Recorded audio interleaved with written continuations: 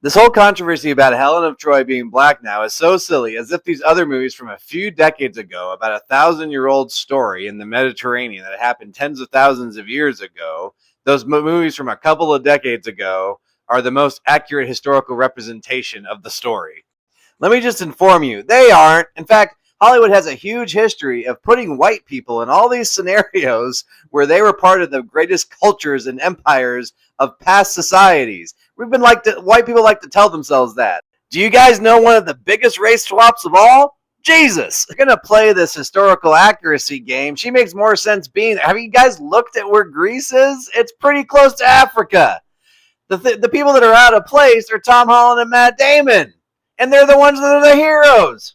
This is the most conservative, white supremacist friendly blockbuster movie in forever.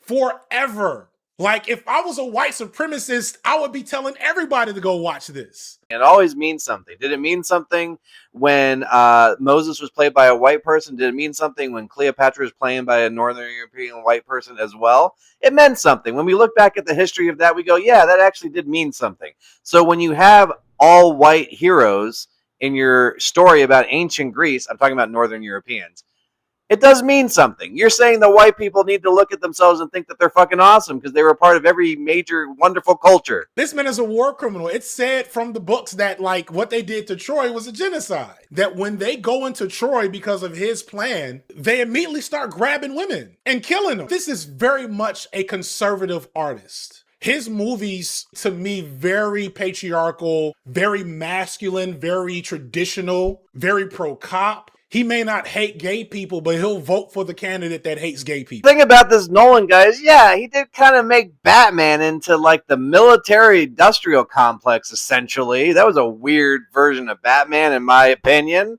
And then after that, with the Oppenheimer story, he's just sort of like they were experimenting in an area that had nobody there, except there were indigenous people there. He forgot to mention that. Total whitewashing of history. What's this guy doing? He's making white people look really fucking great.